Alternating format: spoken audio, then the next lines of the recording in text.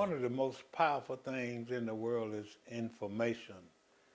Oftentimes, our lives are shortened, our activities are shortened, our physical well being is shortened, and unfortunately, we can address some of those shortcomings through information. Today, we want to talk about medical information, particularly for women, and even more particularly for African American women. So I'm so happy today to be interviewing Dr. Annie Williams and Mrs. Betty Harris, and we're going to talk about uh, a process that many women don't know about, but they really need and should have. And rather than my acting like I'm an expert on that process, I'm going to let Dr. Williams kind of talk about what she does and why it's important, and just talk a little bit about the process after she tells us a little bit about herself. Well, I'm Dr. Annie Williams. I'm originally from Forsyth, Georgia. I went to undergrad in medical school here at Mercer, and then I went to University of Alabama in Birmingham for my radiology training and my interventional radiology training. And of course, I wanted to come back home to work and serve my community. I'm an interventional radiologist, which means I do minimally invasive procedures for various things, including what we're talking about today, uterine fibroid embolization. Okay, now, a lot of women don't really, they suffer from this condition, and oftentimes it's alluded or said that one needs to have surgery, one needs to have a hysterectomy. And the real sad thing is that because of surgery, a lot of females don't want to go through the process, so they suffer from the conditions.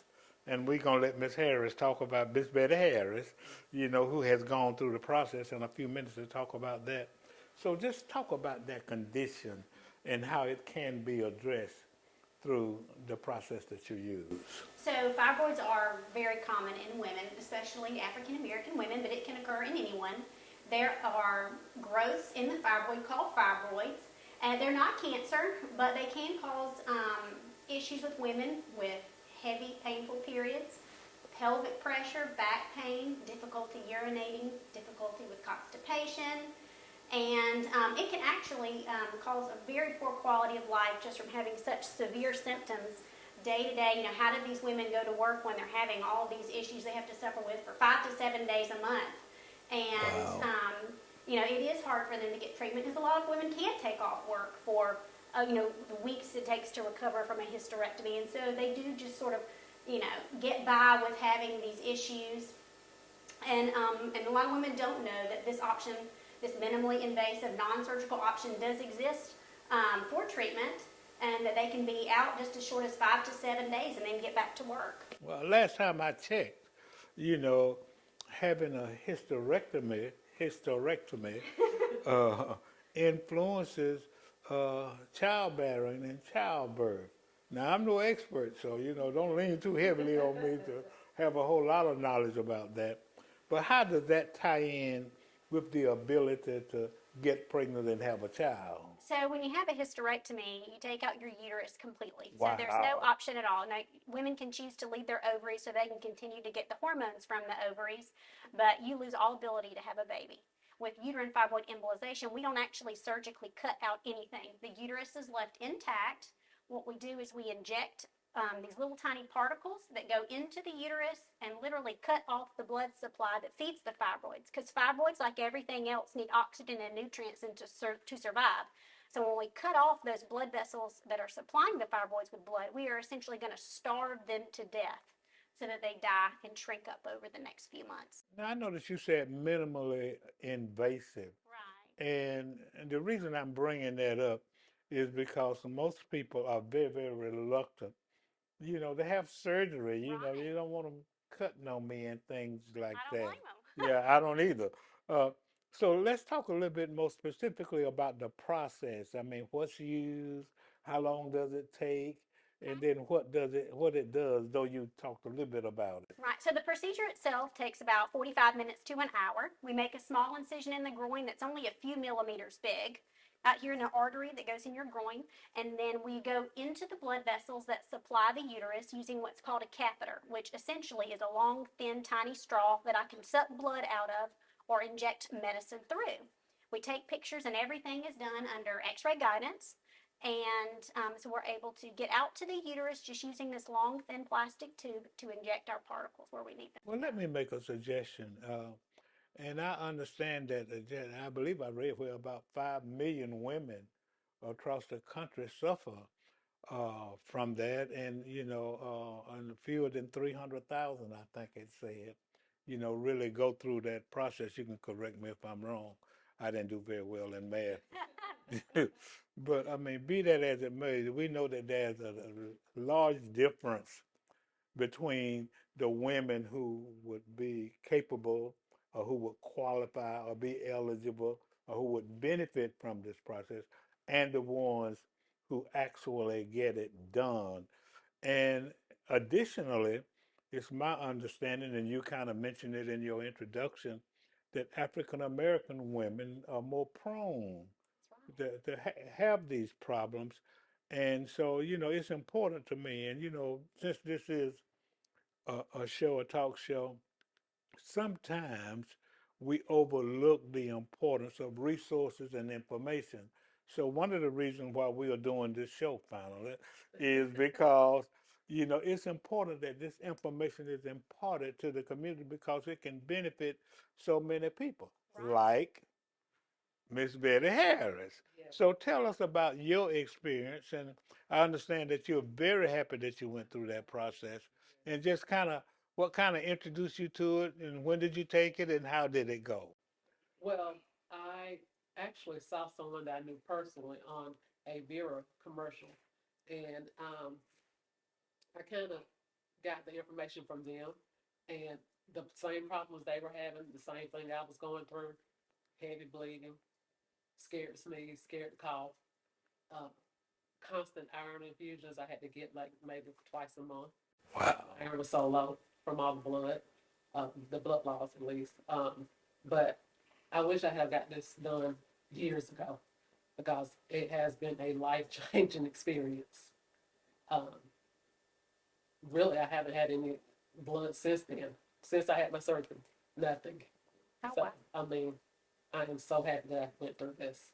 Well, there's an old saying that says the proof is in the pudding, and I believe I believe that's pudding right there. Well, a lot of women, a lot of their family members also have fibroids, and they think it's normal because their family members go through the same thing. And I think a lot of women are very hesitant because they just assume this is a normal way your menstrual cycle should be. They don't know that this is very abnormal and that there is a much better way to live your life. Well, and that's very important because we all want to live good and want to be as healthy as possible. And the thing about most medical treatments and most problems in medicine, if you can the earlier you deal with it, the better served you are. Now, is there kind of like a age range as it relates to women who may have problems with it or who do not? Is it older women or younger women, or can it just be anybody? Well, we see a lot of women from their late 20s all the way up to their early 50s. Now, your fibroids do start to shrink with menopause because you're starting to lose your female hormones. So usually if you make it sort of close to menopause, you might just want to hold out another year or two. Your fibroids will usually shrink up on their own. But we see women of various age ranges, you know, older women, they want to know, like, a lot of people come in, like, what are my options? A lot of them that it can't take off work, or they're trying to take care of other family members, so they know they don't want to have a big medical procedure because they just can't be out that long. And so they come searching for answers. And even if people don't decide that this procedure isn't for them, at least they're able to come and talk and get the information. And people are appreciative of that. Well, I'm appreciative of it too. So, in the event that someone wants to find out more information about the process, now can they just make an appointment and come in and Oh, talk to absolutely. you, Hmm. talk to you We have a about lot of women that see us on the internet or on Facebook. or just on a commercial and say, hey, I just want to come and know what this is. I have some of these symptoms. Is this a possibility they may have this? And they can absolutely do that. This is a call to action. I'm your host, Alex Habersham, interviewing uh, Miss Betty Harris, who has benefited tremendously from taking this process, and Dr. Annie Williams, who performs the process. We'll be right back. Hi, this is Alex Habersham, publisher of the Macon, Middle Georgia Black Pages. Get ready, Central Georgia, For the new 2022-2023 edition of the Macon, Middle Georgia Black Pages. in hard copy and Digitally. the theme is culture, the phenomenal force that brings our communities together with things like art, music, literature, And racial ethnicities, or morals, values, and principles. the Macon, Middle Georgia Black Pages. Publication is your complete resource for finding black businesses in Central Georgia. The new edition will be available, At various locations throughout the city, and we're on all social media platforms. or go to our website, MaconBlackPages.com, So get ready, Central Georgia, for the new 2022-2023 edition. of the Macon, Middle Georgia Black Pages. Culture is the essence of who we are. You will be amazed. Get your copy today. Pick up a book. Okay, well, what we need to do is try to find out where this procedure is performed. Right back here down It's this this hallway. way, okay. Yeah, we're going to go down here. Yeah. So it's actually outpatient surgery, and they can come in here and get the procedure performed. And really, if they get up early enough in the morning, come on in, they could go home that evening. Right, there's only a 2-hour bed rest after the procedure. Oh, wow. So, they come in the morning, they'll be done by lunch. So here's the room that we do the procedures in. The x-ray machine we use to guide all of our needles and catheters. The pictures are displayed on this screen so we can see everything we do while we're doing it in real time. We don't want to damage any of your arteries or organs while we're in there. And then out here is the recovery area. And you get about 2 hours of bed rest after the procedure. And most women sleep, but you can watch TV, just hang out, and then your family comes back to get you. Wow. That's outstanding.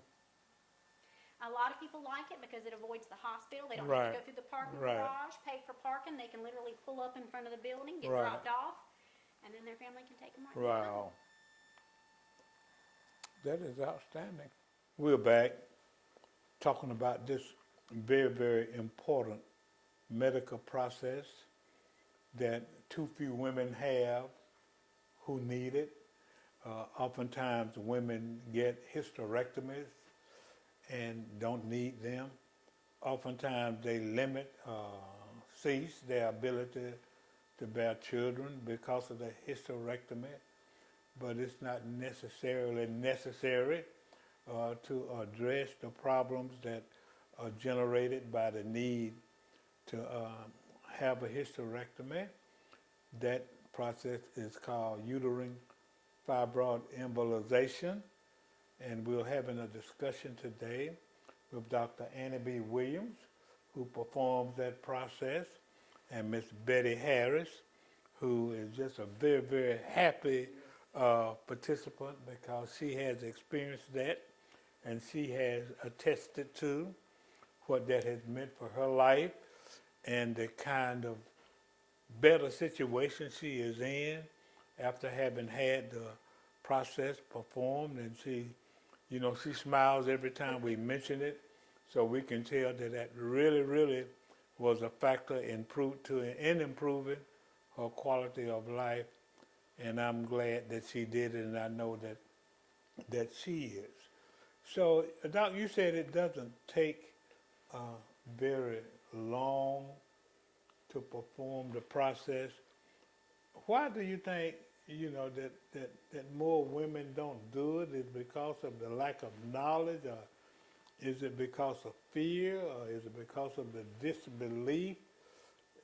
Because it's something, just with my knowledge, and I know people, who because of those kinds of problems can't bear children, which affects the rest of their lives, and oftentimes, they're very saddened by the fact that because of some kind of medical process of some kind of illness or some kind of problem, in their lives, then they have to have, this hysterectomy done. And I think that's the key factor, frankly, just based on my limited knowledge, you know, but that's not the only important thing because as Ms. Harris attested to, the pain, the excessive bleeding, the discomfort, and all of the negativity of having to deal with what she was going through because of that process, and how glad she feels and looks that she did have it. But why do you think there is some reluctance to that effect? Well, interventional radiologists that perform this procedure aren't everywhere. Like there are several here in Macon, but not every city and every hospital has an interventional radiologist. So this procedure is not offered widespread, whereas most every city has an OBGYN that can do a hysterectomy if needed. And so it's a much more available procedure, even though it is more extensive. But so a lot of doctors, they don't know to offer it because they don't know if there's someone there that can provide this service. And it's hard for patients to go to. Like before we were here in Macon, people were going to Atlanta to have it done, or even Savannah, and that's quite a drive for a patient, knowing that you've had a pretty extensive outpatient procedure, and then you feel terrible. Nobody feels good after they had a procedure. They've had sedation, they may have some cramping, some nausea after the sedation meds, and then they have to drive all these hours to get back home. Or stay in a hotel overnight. So, but here we do offer it, and it is a great option. And the doctors here in town have really caught on to that. We've had really good success, and so we're noticing more and more doctors are sending patients just for informational purposes to see if they are interested in having this instead of a hysterectomy. Now, are you saying that it's outpatient surgery? It is outpatient. You mean that somebody can drive from Atlanta and come to Macon and get it done and then drive back home? You can if you want to. Yeah, Wow. all of our ladies here, and we even have people coming from Dublin and Eastman. They come, they get the procedure done, they do their bed rest, and we send them back home. Wow. Is this your first opportunity to really talk about the process that you went through and what it meant to you and how happy it has made you, or have you told other people? I have told everyone I can think of, anyone that has any kind of problem, they mention any kind of problems like that, I say, well, because I did not want to have a hysterectomy. I just didn't want to go through that kind of invasive surgery. So definitely want to try this first to make sure to see if this works for me. And I tell everyone I can think of about this because it is, like I said, it was life changing. I don't have to do half the things I have to do anymore. Uh, the iron infusions twice, 2 or 3 times a month, 2 or 3 times a week because of the blood loss. And all my numbers are back up like they should be. So none of that stuff I have anymore. So I am so glad this procedure was available. One thing that's really a problem, particularly medically, is that unfortunately, a lot of young people, are getting pregnant and what have you. But there is not enough education, as it relates to educating young girls, and younger females and young adults, female about this process. So, how is there a way for a better educational and informational system to be instituted? Because it's so important that everybody is familiar with this process that can benefit from it. Is anything going on generally as it relates to education other than what Vira is doing to try to get the information out there? Of course, we have pamphlets in our commercials. We do go to all the local health fairs that some of the local businesses put on just to sort of get the information out there. I know that OBGYNs will prep people on this. A lot of people just know because, especially in the African American community, everybody knows somebody that's got fibroids. And so word does tend to spread quite easily, but I don't know that there's an actual good educational outlet out there for women to hear about, what exactly are fibroids, what are things that can present like fibroids but really aren't, because sometimes we run into that, women that come in with these symptoms that sound like fibroids, and then we start doing the workup and we find out that it's not fibroids, it's an alternative diagnosis, and then we sort of have to start back from scratch. But yeah, a lot of these women don't know anything about any of their options, or what are these other potential things that it could be. Okay, in order to detect whether or not one has, fibroid tumors, do you still have to do the invasive process to diagnose it? Well, most women, by the time they get to us, if they're coming from OBGYN, they've already had a pelvic ultrasound that shows that they've got fibroids. If you don't have one, we can always, when you get here and you say, I think I've got fibroids based on the symptoms, we can certainly order one. We always order an MRI of the pelvis before we do the procedure, because we want to know how big are the fibroids, how many do you have, where in the uterus are they located. So we know for treatment purposes what our approach is going to be. And if you're going to have, we can also tell based on the fibroids how good an outcome we think you're going to have. So we look at your fibroids and we say, oh, we think your fibroids look really good for the procedure. Let's proceed. Or if we don't think you're a good candidate, we can say before we even get started, I don't think your fibroids are going to respond. There's no need for you to have this unnecessary procedure. Right. Are there any life factors that contribute to one having fibroids? I mean, like diet or exercise or environment. No. So No, and there's nothing you can it's do to it's a prevent it. natural. It's just something that's going to happen. If you're prone to it, you're prone to it, unfortunately. So it's a natural occurrence. So, okay, so let's go again through the signs that would tell that one can kind of look for. Betty was saying everything that happened to her. So just kind of walk through, if you would, the kind of symptoms and signs to look out for that may indicate Fibroids. that you have fibroids. Heavy bleeding, painful periods, irregular periods. You may have spotting between your periods. You can have increase having to go urinate more often from the fibroids pushing on your bladder. You could have constipation. You can have pain with intercourse. These are all signs potentially for fibroids. Anemia, passing large blood clots.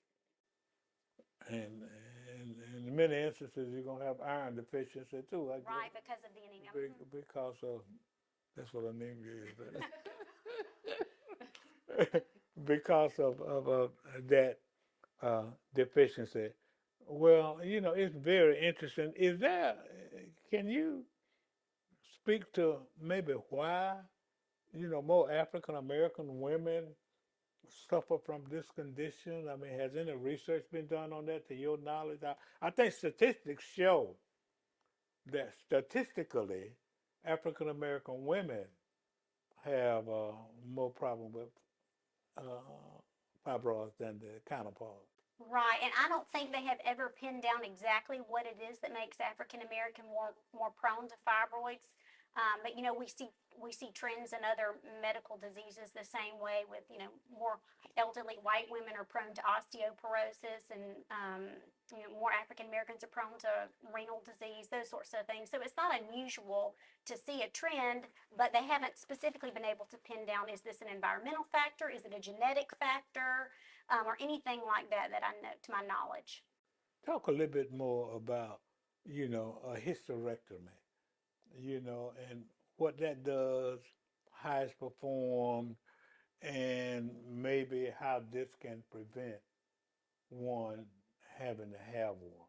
Right. So a hysterectomy can actually be performed in a couple of different ways. One, of course, you can just have an open incision in the abdomen where they take out your uterus or your and potentially your ovaries. Sometimes they now do them laparoscopically, where they just make the little small incisions and go in and take it out. Sometimes they can actually even take out the uterus through the vagina and do a transvaginal hysterectomy.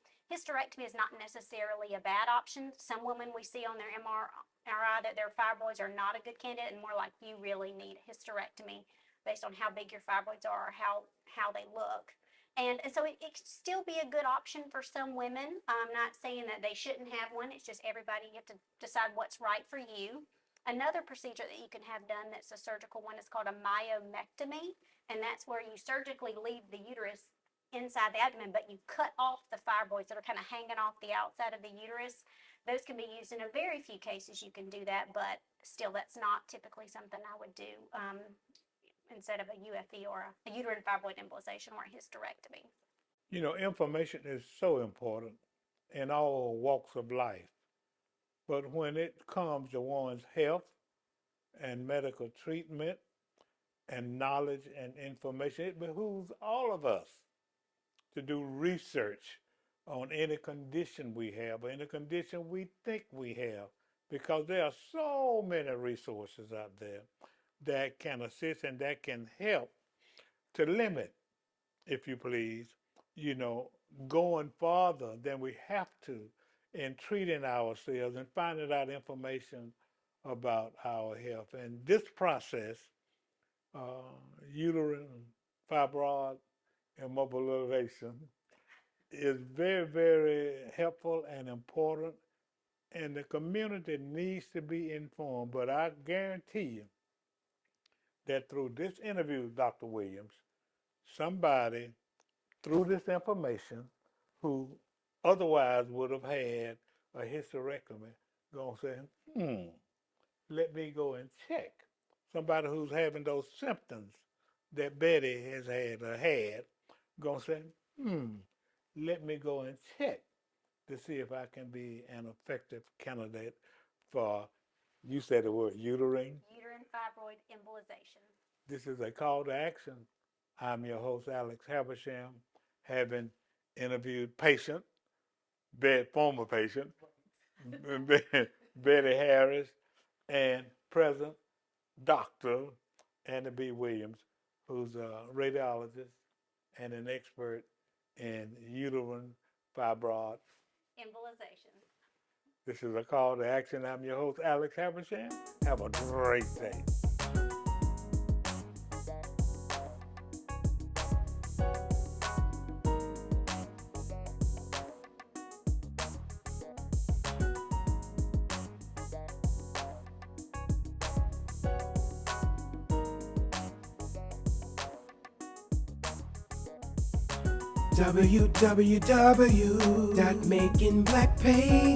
www.makingblackpages.com.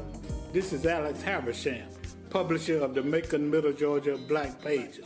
Get ready, Central Georgia. For the new 2022-2023 edition. of the Macon, Middle Georgia Black Pages. In hard copy and Digital list. the theme is culture, the phenomenal force that brings our communities together with things like art, music, literature, And racial ethnicities, or morals, values, and principles. the Macon, Middle Georgia Black Pages. Publication is your complete resource for finding black businesses in Central Georgia. The new edition will be available, At various locations throughout the city, and we're on all social media platforms. or go to our website, MaconBlackPages.com, So get ready, Central Georgia. for the new 2022-2023 edition. of the Macon, Middle Georgia Black Pages. Culture is the essence of who we are. You will be amazed. Get your copy today. Pick up a book.